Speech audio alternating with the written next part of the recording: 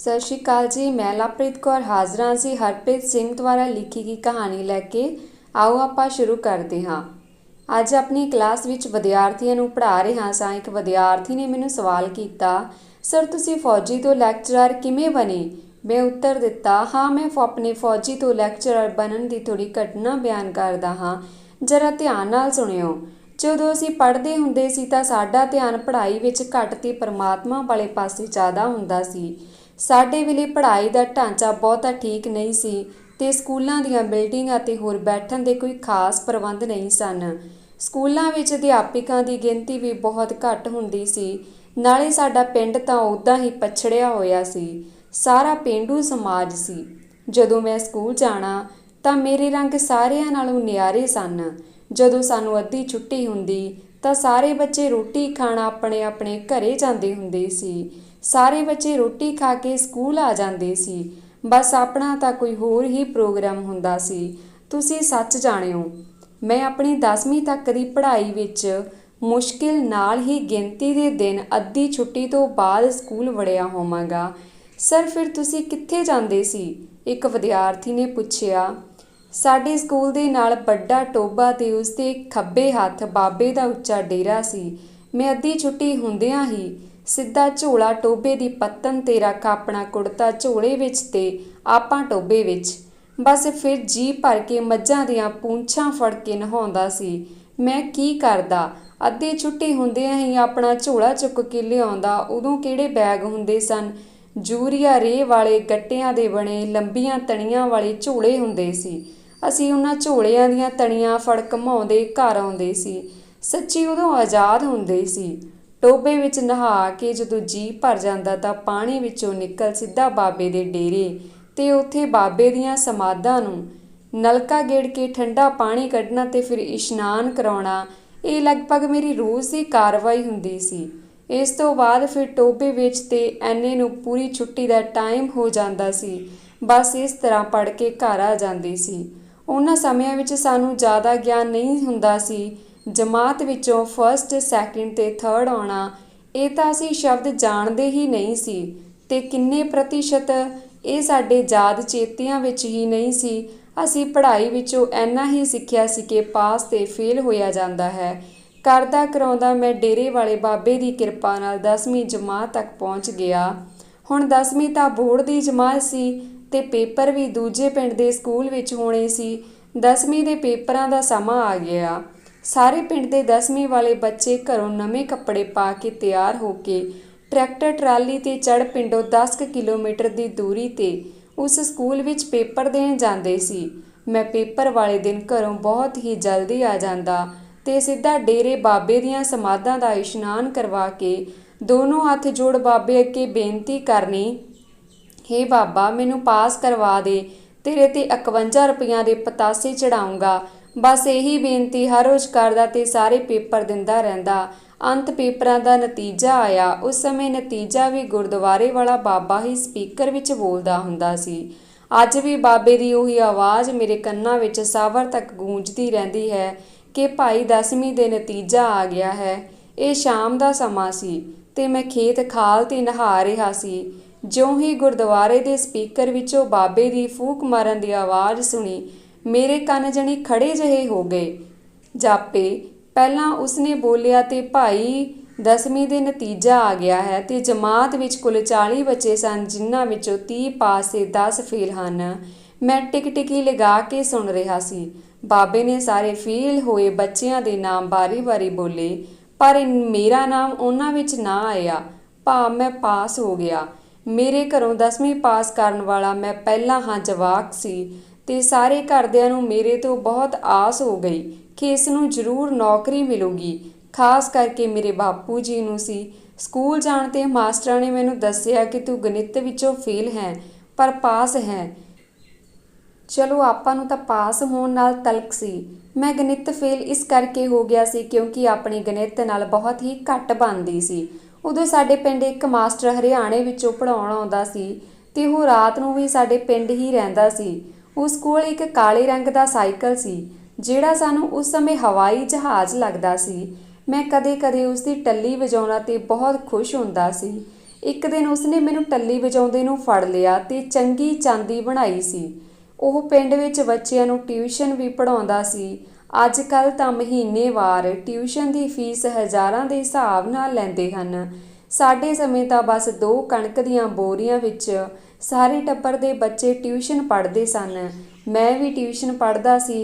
ਇੱਕ ਦਿਨ ਕੀ ਹੋਇਆ, ਜਦੋਂ ਮੈਂ ਟਿਊਸ਼ਨ 'ਤੇ ਗਿਆ ਤਾਂ ਮੈਨੂੰ ਦੇਖ ਮਾਸਟਰ ਜੀ ਦੋਨੋਂ ਹੱਥ ਜੋੜ ਕੇ ਖੜ੍ਹ ਹੋ ਗਏ ਤੇ ਮੈਨੂੰ ਕਹਿੰਦਾ, ਗੁਰੂ ਜੀ ਟਿਊਸ਼ਨ 'ਤੇ ਨਾ ਆਇਆ ਕਰ, ਕਿਉਂਕਿ ਤੂੰ ਪਾਸ ਤਾਂ ਹੋਣਾ ਨਹੀਂ, ਉੱਪਰੋਂ ਮੈਨੂੰ ਉਲਾਂਭਾ ਵੀ ਦਵਾਏਗਾ। ਤੁਹਾਡੀ ਕਣਕ ਮੈਂ ਅਗਲੇ ਸਾਲ ਮੋੜ ਦੇਵਾਂਗਾ। ਮਾਸਟਰ ਜੀ ਨੂੰ ਕਿਹਾ, ਗੁਰੂ ਜੀ ਤੁਸੀਂ ਨਾ ਕਣਕ ਮੋੜਿਓ ਤੇ ਨਾ ਮੈਨੂੰ ਤੁਹਾਡੇ ਕੋਲ ਟਿਊਸ਼ਨ 'ਤੇ ਆਵਾਂਗਾ। ਬਸ ਮੈਂ ਘਰੋਂ ਟਿਊਸ਼ਨ ਲਈ ਆ ਜਾਂਦਾ ਤੇ ਫਿਰ ਟੋਭੇ ਵਿੱਚ ਜੀ ਭਰ ਕੇ ਨਹਾਉਂਦਾ ਤੇ ਬਾਕੀ ਸਮਾਂ ਬਾਬੇ ਦੀਆਂ ਸਮਾਧਾਂ ਦੀ ਸੇਵਾ ਕਰਦਾ ਤੇ ਸ਼ਾਮ ਨੂੰ ਘਰ ਚਲਾ ਜਾਂਦਾ। ਪਾਸ ਹੋਣ ਦੀ ਸਾਰੀ ਕਿਰਪਾ ਬਸ ਬਾਬੇ ਦੀ ਸੇਵਾ ਹੀ ਸੀ। ਮੈਂ ਅੱਗੇ ਪੜ੍ਹਨ ਨਹੀਂ ਲੱਗਿਆ ਸੀ। ਮੇਰੀ ਇੱਛਾ ਤਾਂ ਪੜ੍ਹਨ ਦੀ ਸੀ, ਪਰ ਮੇਰੇ ਬਾਪੂ ਦਾ ਬੜਾ ਸ਼ੌਂਕ ਸੀ ਕਿ ਮੈਂ ਫੌਜੀ ਬਣਾ। ਬਸ ਹੋਇਆ ਵੀ ਇੱਦਾਂ ਹੀ। ਸਾਲ ਕੁ ਬਾਅਦ ਮੈਂ ਫੌਜ ਵਿੱਚ ਭਰਤੀ ਹੋ ਗਿਆ। ਇਹ ਭਰਤੀ ਵਾਲੇ ਦਿਨ ਵੀ ਮੇਰੇ ਡੇਰੇ ਵਾਲੇ ਬਾਬੇ ਤੇ 125 ਦੇ ਪਤਾਸੇ ਦੀ ਸੁੱਖਣਾ ਸੁੱਖੀ ਸੀ। ਸਾਡੇ ਵੇਲੇ ਫੌਜ ਵਿੱਚ ਵੀ ਬਸ 10ਵੀਂ ਪਾਸ ਨੂੰ ਹੀ ਭਰਤੀ ਕਰ ਲੈਂਦੇ ਸੀ।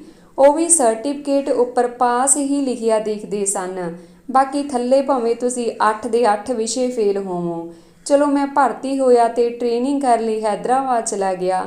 ਮੈਨੂੰ ਉੱਥੇ ਜਾ ਕੇ ਪਤਾ ਲੱਗਿਆ ਕਿ ਮੈਨੂੰ ਪੜ੍ਹਾਈ ਵਿੱਚੋਂ ਪ੍ਰਤੀਸ਼ਤ ਵੀ ਆਏ ਹਨ ਤੇ ਮੇਰੇ ਕੁੱਲ 35% ਹੀ ਸਨ।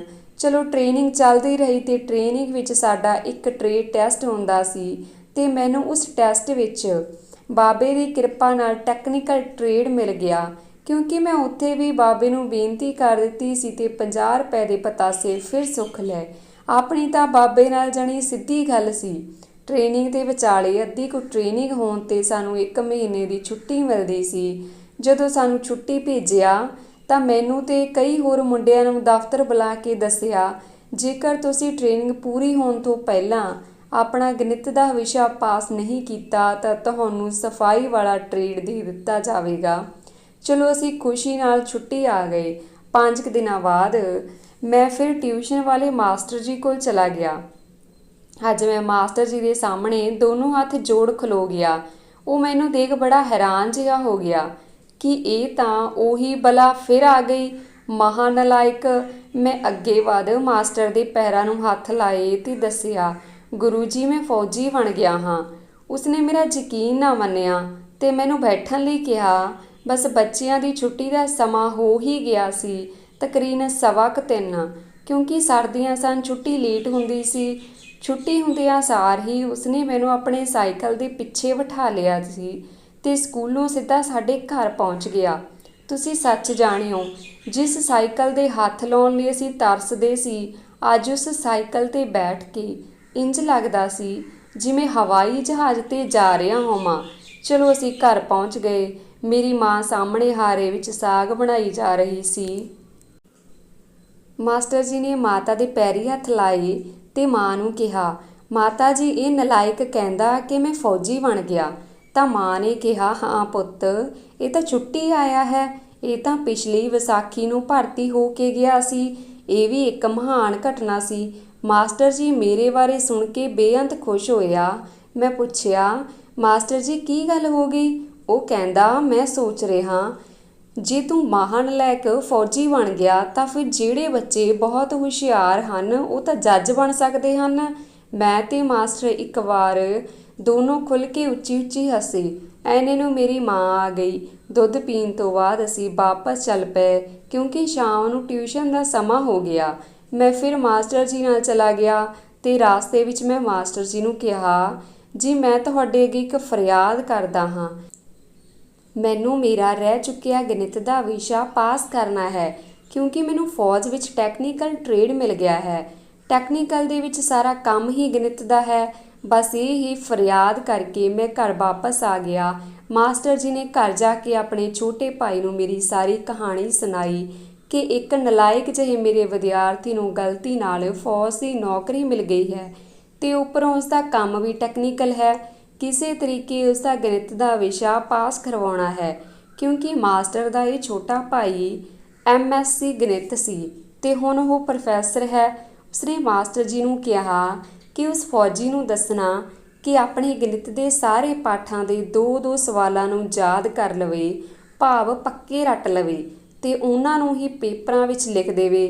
ਮੈਂ ਛੁੱਟੀ ਕੱਟ ਕੇ ਵਾਪਸ ਚਲਾ ਗਿਆ ਤੇ ਆਪਣੇ ਗਣਿਤ ਦੀ ਕਿਤਾਬ ਵਿੱਚੋਂ ਸਾਰੇ ਪਾਠਾਂ ਦੀਆਂ 2-2 ਉਦਾਹਰਨਾਂ ਨੂੰ ਪੱਕੇ ਰੱਟੇ ਮਾਰਨੇ ਸ਼ੁਰੂ ਕਰ ਦਿੱਤੇ।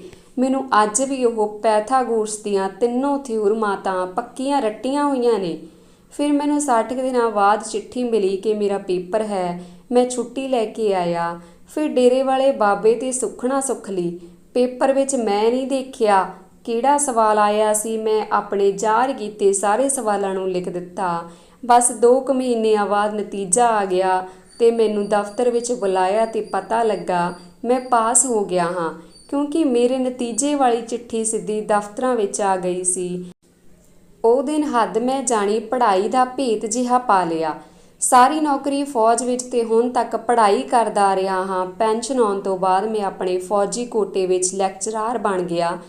ਪਿਆਰੇ ਵਿਦਿਆਰਥੀਓ, ਤੁਸੀਂ ਤਾਂ ਪੜ੍ਹੇ ਲਿਖੇ ਜਵਾਨਾਂ ਦੇ ਵਿਦਿਆਰਥੀ ਹੋ। ਤੁਹਾਡੇ ਕੋਲ ਕਾਰਾਂ, ਮੋਬਾਈਲ ਫੋਨ, ਇੰਟਰਨੈਟ, ਪੈਸਾ ਤੇ ਹੋਰ ਬਹੁਤ ਸਾਰੀਆਂ ਸਹੂਲਤਾਂ ਹਨ, ਪਰ ਸ਼ਾਇਦ ਤੁਹਾਡੇ ਵਿੱਚ ਸਾਡੇ ਵਾਲੀ ਸਰਦਾ ਨਹੀਂ ਰਹੀ। ਮੇਰੇ ਟਿਊਸ਼ਨ ਵਾਲੇ ਮਾਸਟਰ ਦੀ ਗੱਲ ਮੈਨੂੰ ਸੱਚੀ ਜਾਪਦੀ ਹੈ। ਤੁਸੀਂ ਤਾਂ ਸੱਚ ਨਾਲ ਜੱਜ ਬਣ ਸਕਦੇ ਹੋ। ਮੇਰਾ ਤਾਂ ਤੁਹਾਨੂੰ ਦੇਖ ਕੇ ਸਗੋਂ ਹੋਰ ਹੌਸਲਾ ਵੱਧ ਜਾਂਦਾ ਹੈ ਕਿ ਸਾਡੇ ਜਵਾਨੇ ਦੇ 35% ਵਿੱਚ ਵੀ ਬਹੁਤ ਗਿਆਨ ਸੀ, ਜਿਨ੍ਹਾਂ ਨਾਲ ਅਸੀਂ ਇੱਥੋਂ ਤੱਕ ਪਹੁੰਚ ਗਏ। ਮੈਂ ਫਿਰ ਹੱਸਦਿਆਂ ਆਪਣੇ ਵਿਦਿਆਰਥੀਆਂ ਨੂੰ ਕਿਹਾ, ਤੁਸੀਂ ਤਾਂ ਨੰਬਰਾਂ ਦੀ ਪੰਡਾਂ ਬੰਨੀ ਫਿਰਦੇ ਹੋ, ਬਹੁਤ ਅੱਗੇ ਜਾਓਗੇ। ਐਨੇ ਨੂੰ ਅਗਲੇ ਪੀਰੀਅਡ ਦਾ ਟਾਈਮ ਹੋ ਗਿਆ। ਧੰਨਵਾਦ ਜੀ। ਜੇਕਰ ਵੀਡੀਓ ਵਧੀਆ ਲੱਗੀ ਪਲੀਜ਼ ਲਾਈਕ ਕਰਨਾ, ਸ਼ੇਅਰ ਕਰਨਾ ਤੇ ਸਾਡੇ ਚੈਨਲ ਨੂੰ ਸਬਸਕ੍ਰਾਈਬ ਕਰਨਾ। ਧੰਨਵਾਦ ਜੀ।